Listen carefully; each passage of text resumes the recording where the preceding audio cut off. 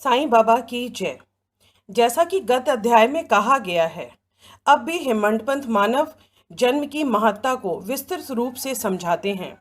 श्री साईं बाबा किस प्रकार भिक्षा उपार्जन करते थे, बाईजाबाई किस प्रकार उनकी सेवा करती थीं, वे मस्जिद में तात्या कोते और महलसा पति के साथ किस प्रकार शयन करते थे तथा खुशहाल चंद पर उनका स्नेह कैसा था, इसका आगे वर्णन किया जाएगा। मानव जन्म की महत्ता। इस विचित्र संसार में ईश्वर ने लाखों प्राणियों को उत्पन्न किया है, जिनमें देव, दानव, गंधर्व, जीव जंतु और मनुष्य आदि सम्मिलित हैं, जो स्वर्ग, नरक, पृथ्वी, समुद्र और आकाश में निवास करते और भिन्न भिन्न धर्मों का पालन करते हैं। इन प्राणियों में जिनका पुण्य प्रबल है, वो स्वर्ग में निवास करते हैं और अपने सुख कृत्यों का फल भोगते हैं। पुण्य के क्षीण होते ही वे फिर निम्न स्तर पर आ जाते हैं और वे प्राणी जिन्होंने पाप या दुष्कर्म किए हैं, नरक को जाते हैं और अपने कुकर्मों का फल भोगते हैं। जब उनके पाप और पुण्य का समन्वय हो जाता है, तब उन्हें मानव जन्म और मोक्ष प्राप्त करने का अवसर प्राप्त होता है। जब पाप और पुण्य दोनों नष्ट हो जाते हैं, तब वे मुक्त हो जाते हैं। अपने कर्म तथा प्रबंध के अनुसार ही आत्माएं जन्म लेती या काया प्रवेश करती हैं। मनुष्य शरीर अनमोल। यह सत्य है कि समस्त प्राणियों में चार बातें एक समान हैं: आहार, निद्रा, भय और मैथुन। मानव प्राणी जो ज्ञान एक विशेष देन है, जिसकी सहायता से ही ईश्वर दर्शन कर सकते हैं, जो अन्य किसी योनि में संभव नहीं है। यही कारण है कि देवता भी मानव योनि से ईर्ष्या करते थे और पृथ्वी पर जन्म धारण करने के हेतु सदैव ललायित रहते हैं, जिसमें उन्हें अंत की मुक्ति प्राप्त हो।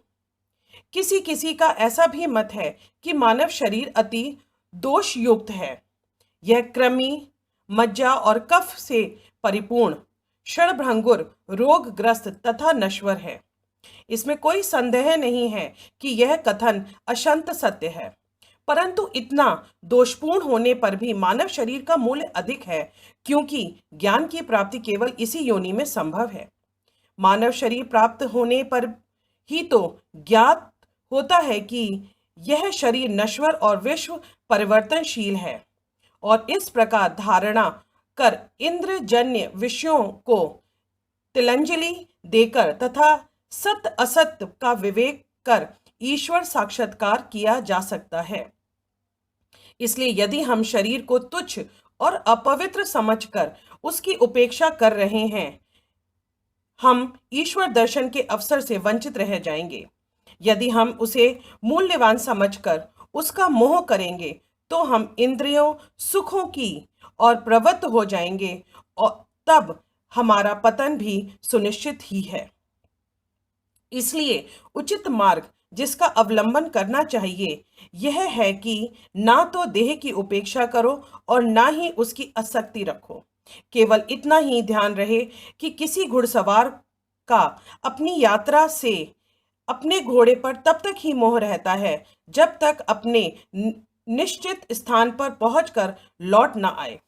इसलिए ईश्वर दर्शन या आत्म साक्षात्कार में निम्र शरीर को सदा ही लगाए रखना चाहिए, जो जीवन का मुख्य ध्येय है। ऐसा कहा जाता है कि अनेक प्राणियों की उत्पत्ति करने के पश्चात भी ईश्वर को संतोष नहीं हुआ। कारण यह है कि कोई भी प्राणी उसकी अलौकिक रचना और सृष्टि को समझने में समर्थ न हो सका, और इसी कारण उसने एक विशेष प्राणी अर्थात मानव जाति की उत्पत्ति की और उसे ज्ञान की विशेष सुविधा प्रदान की। जब ईश्वर ने देखा कि मानव उसकी लीला, अद्भुत रचनाओं तथा ज्ञान को समझने में योग्य है, तब उन्हें अति हर्ष एवं संतोष हुआ। इसलिए मानव जन्म प्राप्त होना बड़े सौभाग्य का सूचक है। उच्च ब्राह्मण कुल में जन्म लेना तो परम सौभाग्य का लक्षण है, परंतु श्री साईं चरणाम्बुजों की प्रति और उनकी शरणागति प्राप्त होना इन सभी से अति श्रेष्ठ है। मानव का प्रयत्न। इस संसार में मानव जन्म अति दुर्लभ है, हर मनुष्य की मृत्यु तो निश्चित ही है और वह किसी भी क्षण उसका आलिंगन कर सकती है। ऐसी ही धारणा कर हमें अपने देह की प्राप्ति में सदैव तत्पर रहना चाहिए। जिस प्रकार खोए हुए राजकुमार की खोज में राजा प्रत्येक संभव उपाय प्रयोग में लाता है, इसी प्रकार किंचित मात्र भी विलंब न करें हमें अपने अभिष्ट की सिद्धि के हेतु शीघ्रता करनी ही स्वर्था उचित है। अतः पूर्ण लगन और उत्सुकता पूर्वक अपने देह, आलस्य और निद्रा को त्याग कर हमें ईश्वर का सर्वदा ध्यान रखना चाहिए। यदि हम ऐसा न कर सके तो हमें पशुओं के स्तर पर ही अपने को समझना पड़ेगा। कैसे प्रवृत्त होना अधिक सफलतापूर्वक और साक्षात्कार को सुलभ प्राप्त करने के एकमात्र उपाय हैं। किसी योग्य संत या सद्गुरु के चरणों की शीतल छाया में विश्राम लेना, जैसे कि ईश्वर साक्षात्कार हो चुका हो। जो लाभ धार्मिक व्याख्यानों के श्रवण करने का और धार्मिक ग्रंथों के अध्ययन करने से प्राप्त नहीं हो सकता, वह इन उच्च आत्मा ज्ञानियों की संगति से सहज ही प्राप्त हो जाता है। जो प्रकाश हमें सूर्य से प्राप्त होता है, वैसा विश्व में समस्त तारे भी मिल जाएं तो भी नहीं दे सकते। इसी प्रकार जिस आध्यात्मिक ज्ञान की उपलब्धि हमें सद्गुरु की कृपा से हो जाती है, वह ग्रंथों और उपदेशों से किसी प्रकार संभव नहीं है। उनकी प्रत्येक गतिविधियां मृद भाषण, गुहन उपदेश, क्षमाशीलता, स्थिरता, वैराग्य, दान और परोपकारिता, मानव शरीर का नियंत्रण, अहंकार शून्य आदि गुण जिस प्रकार भी वे इस पवित्र मंगल विभूति द्वारा व्यवहार में आते हैं, सत्संग द्वारा भक्त लोगों को उनके प्रत्यक्ष दर्शन होते हैं।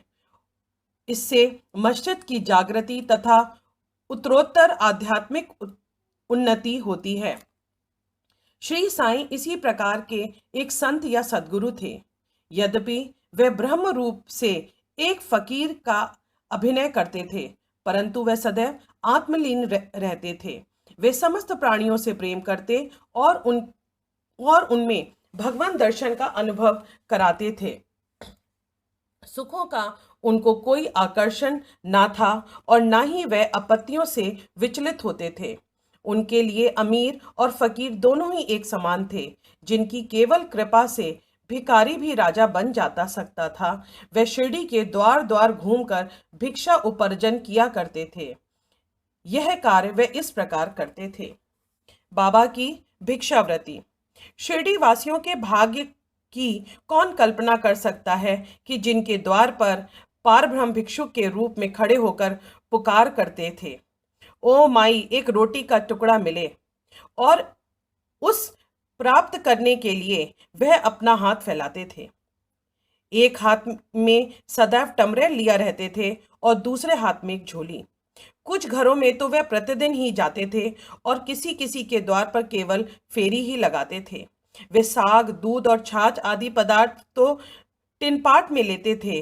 वह भात व रोटी आदि अन्य सूखी वस्तुएं झोली में डाल लेते थे।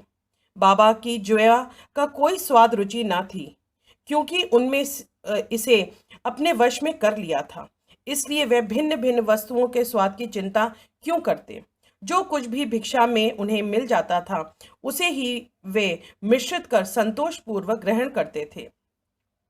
अमुक पदार्थ स्वादिष्ट है या नहीं, बाबा ने इस ओर कभी ध्यान नहीं दिया, मानो उनकी जीवा में स्वाद बोध ही ना हो। वे केवल मध्य तक ही भिक्षा उपार्जन करते थे। यह कार्य बहुत अनियमित था। किसी दिन तो वे एक छोटी सी फेरी ही लगाते थे, वह किसी दिन 12 बजे तक। वे एकत्रित भोजन एक कुंडली में डाल देते, जहां कुत्ते, बिल्लियां, कौवे और आदि स्वतंत्रता पूर्वक भोजन किया करते थे। बाबा ने उन्हें कभी नहीं भगाया। एक स्त्री भी जो मस्जिद में झाड़ू लगाया करती थी, रोटी के 10-12 टुकड़े उठाकर अपने घर ले जाती थी, परंतु किसी ने उसे कभी नहीं रोका। जिन्होंने स्वप्न में भी बिल्लियों और कुत्तों को कभी दुत्कारा कर भगाया नहीं, वो भला निसहाय गरीब को रोटी के कुछ टुकड़ों को उठाने से क्यों रोकते। ऐसे महान पुरुष का जीवन धन्य है। शिरडीवासी तो पहले पहल उन्हें केवल एक पागल ही समझते थे और वह शिरडी में इसी नाम से विख्यात भी हो गए थे। जो भिक्षा के कुछ टुकड़ों पर निर्वाह करता हो, भला उसका कोई आदर कैसे करता। परंतु ये तो उदर हृदय त्यागी धर्मात्मा थे। यद्यपि वह बाहर से चंचल और अशांत प्रतीत होते थे, परंतु अंतकरण में दृढ़ और गंभीर थे। उनका मार्ग ग्रहण तथा गुण था। फिर भी ग्राम में कुछ ऐसे श्रद्धावान और सौभाग्यशाली व्यक्ति थे जिन्होंने उन्हें पहचान कर एक महान पुरुष माना। ऐसी ही एक घटना नीचे दी जाती है। बाईजाबाई की सेवा। तात्या कोते की माता, जिनका नाम बाईजाबाई था, दोपहर के समय एक टोकरी में रोटी व भाजी लेकर जंगल में जाया करती थीं। वे जंगल में कोसों दूर जाती और बाबा को ढूंढकर उनके चरण पकड़ती थीं। बाबा तो शांत व ध्यानमग्न बैठे रहते थे। वे एक पत्तल बिछाकर उस पर सब प्रकार के व्यंजन आदि जैसे रोटी साग आदि परोसती और बाबा से भोजन कर लेने के लिए आग्रह करती। उनकी सेवा और श्रद्धा की रीति बड़ी ही विलक्षण थी। प्रतिदिन दोपहर को जंगल में बाबा को ढूंढना और भोजन के लिए आग्रह करना, उनकी इस सेवा और उपासना की स्मृति बाबा को अपने अंतिम क्षणों तक बनी रही। उनकी सेवा का ध्यान कर बाबा ने उनके पुत्र को बहुत लाभ पहुंचाया। माँ और बेटे दोनों की ही फकीर पर दृढ़ निष्ठा थी। उन्होंने बाबा को सदैव ईश्वर के समान ही पूजा। बाबा उनसे कभी कभी कहा करते थे, फकीरी ही सच्ची अमीरी है, इसका कोई अंत नहीं है। जिसे अमीरी के नाम से पुकारा जाता था, वह शीघ्र ही लुप्त हो जाने वाली है। कुछ वर्षों के बाद बाबा ने जंगल में विचरना त्याग दिया। वे गांव में ही रहने और मस्जिद में ही भोजन करने लगे। इस कारण बाईजाबाई को भी उन्हें जंगल में ढूंढने का कष्ट से छुटकारा मिल गया। तीनों का शयन कक्ष। वे संत पुरुष धन्य हैं जिनके हृदय में भगवान वासुदेव सदैव वास करते हैं। वे भक्त भी भाग्यशाली हैं जिन्हें उनके सानिध्य प्राप्त होता है। ऐसे ही दो भाग्यशाली भक्त थे, तात्या कोते पाटिल और भगत महालसापति। दोनों ने बाबा के सानिध्य का सदैव पूर्ण लाभ उठाया। बाबा दोनों पर ही एक समान प्रेम करते थे। ये दोनों महानुभाव मस्जिद में अपने सिर पूर्व पश्चिम की ओर तथा केंद्र रखते थे। बाबा दोनों पर एक समान प्रेम करते थे। ये तीनों महानुभाव मस्जिद में अपने सिर पूर्व पश्चिम तथा उत्तर की ओर करते और केंद्र में एक दूसरे के पैर से पैर मिलाकर शयन किया करते थे। बिस्तर में लेटे लेटे ही वो आधी रात तक प्रेम पूर्वक वार्तालाप और इधर उधर की चर्चाएं किया करते थे। यदि किसी को भी निद्रा आने लगती थी तो दूसरा उसे जगा देता था। यदि तात्या खर्राटे लेने लगते तो बाबा शीघ्र ही उठकर उसे हिलाकर और सिर पकड़कर जोर से दबाते थे। यदि कहीं वह महालसापति हुए तो उन्हें भी अपनी ओर खींचते और पैरों पर धक्का देकर पीठ थपथपाते थे। इस प्रकार तात्या ने 14 वर्ष तक अपने माता पिता के गृह पर ही छोड़कर बाबा के प्रेमवश मस्जिद में निवास किया। कैसे सुहाने दिन थे वो, उनकी क्या कभी विस्मृति हो सकती है। उस प्रेम का क्या कहना, बाबा की कृपा का मूल्य कैसे आंका जा सकता है। पिता की मृत्यु के पश्चात तात्या पर घर भार की जिम्मेदारी आ पड़ी, इसलिए वह अपने घर जाकर के रहने लगे। राहता निवासी खुशहाल चंद। शिरडी में गणपत तात्या कोते को बाबा बहुत ही चाहते थे। वे राहता के मारवाड़ी सेठ भी चंद्रभान को भी बहुत प्यार करते थे। सेठ जी के देहांत होने के उपरांत बाबा उनके भतीजे खुशहाल चंद को भी अधिक प्रेम करते थे। वे उनके कल्याण की दिन रात फिक्र किया करते थे। कभी बैलगाड़ी में तो कभी तांगे में वे अपने अंतरांग मित्रों के साथ राहता को जाया करते थे। ग्रामवासी बाबा के गांव के फाटक पर आते ही उनका अपूर्व स्वागत करते और उन्हें प्रणाम कर बड़ी धूमधाम से गांव में ले आते थे। खुशहालचंद बाबा को अपने घर ले आते व कोमल आसन पर बैठाकर उत्तम भोजन कराते और आनंद तथा प्रसन्न चित्त से कुछ देर वार्तालाप किया करते थे। फिर बाबा सबको आनंदित कर और आशीर्वाद देकर शिरडी वापस लौट जाते थे। एक ओर राहता और दूसरी ओर नीम गांव थे। हम दोनों ग्रामों के मध्य शिरडी आती थी। बाबा अपने जीवन काल में कभी भी इन सीमाओं को पार नहीं करी। उन्होंने कभी रेलगाड़ी नहीं देखी और ना ही कभी उसमें प्रवास ही किया, परंतु फिर भी उन्हें सब गाड़ियों का आवागमन का समय ठीक ठीक ज्ञात था। जो भक्तगण बाबा से लौटने की अनुमति मांगते और आदेश अनुकूल चलते, वे कुशलता पूर्वक अपने घर पहुंच जाते थे, परंतु इसके विपरीत जो अवज्ञा करते, उन्हें दुर्भाग्य और दुर्घटनाओं का सामना करना पड़ता था।